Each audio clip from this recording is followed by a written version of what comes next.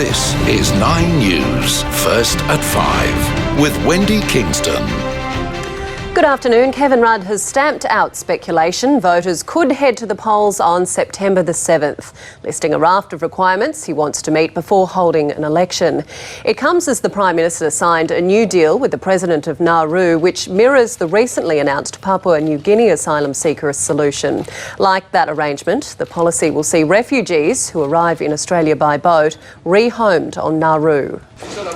The Prime Minister has until Monday to meet with the Governor-General to call an election in early September. A pregnant woman has died in Sydney after being stabbed in a Maroubra unit overnight. This afternoon, the woman's boyfriend was charged with murder. Nine's Kelly Fedor has more. Essendon coach James Hird remains defiant about his role with the besieged club, declaring he's confident he'll be there for the future. It comes as the AFL begins to dissect an interim report by Asada into the Bombers supplements program. Our reporter Ayrton Woolley joins us now live from Windy Hill. Ayrton, when will the details of this report be released? OK, Ayrton, thank you for the update. There are reports at least a dozen homes have been severely damaged after a tornado tore through the town of Kingston in the southeast of South Australia. Authorities say one home was flattened in the freak storm while others had roofs ripped off. SES crews have been called in from surrounding areas to help with the clean-up. A gunman who shot a South Australian teenager remains on the run this afternoon despite a police officer witnessing that incident. A risky high-speed pursuit was ended seconds after the 19-year-old was shot in the leg south of Adelaide last night. Police believe the incident was sparked by a drug debt. Detectives have identified a suspect and are urging the shooter to turn himself in. The national leader of the Comancheros has been charged as police continue their crackdown on bikie gangs. Mark Buddle was taken into custody in Coogee in Sydney's east yesterday after allegedly breaching his bail. He served 5 months in jail earlier this year for his involvement in a bar brawl.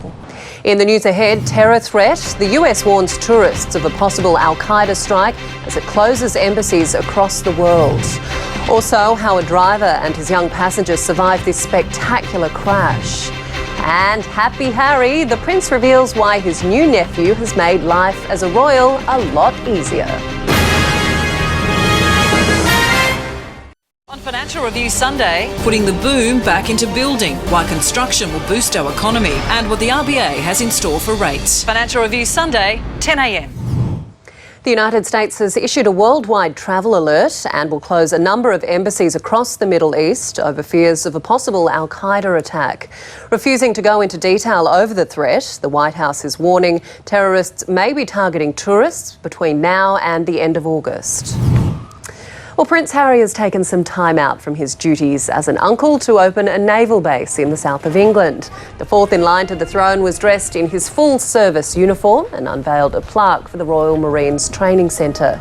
The 28-year-old reportedly joked with members of the crowd that the birth of his nephew George has taken the pressure off him to have children.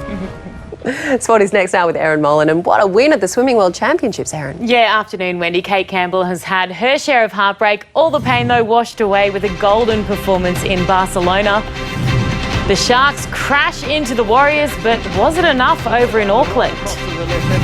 And the Giants brush away their demons in the AFL. Rugby League first up, and Cronulla has held on for a dramatic 18-14 victory against the Warriors. For a third straight week, the Brumbies have named an unchanged lineup ahead of this afternoon's Super Rugby final against defending champions, the Chiefs, in Hamilton. And Wendy, on behalf of all of Australia, hopefully that's 4 championships this afternoon. Wouldn't that be good? Thank you very much for that, Erin. Well, stay with us. All the weather details are coming up after the break. Right now, though, here's a look at what's happening in tonight's news at 6. Tonight, Kevin to the weather now, and first we'll have a look at the satellite for you. A cold front approaching from the south is bringing potentially damaging winds to Tasmania, Victoria and New South Wales.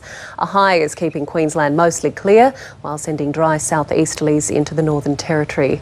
So tomorrow, cool and gusty winds behind a cold front will bring showers and snow to the peaks of Tasmania and Victoria. Tomorrow, it'll be sunny with a top of 23 in Brisbane and a warm 32 degrees for Darwin. And looking ahead to Monday for you, another fine day on the way for Brisbane and Sydney, and we're expecting blue skies, a top of 31 degrees in Darwin. And that is Nine's afternoon news for this Saturday. Our next bulletin is coming up for you at 6 o'clock. I'm Wendy Kingston from all of us here. Thanks for your company. Bye for now.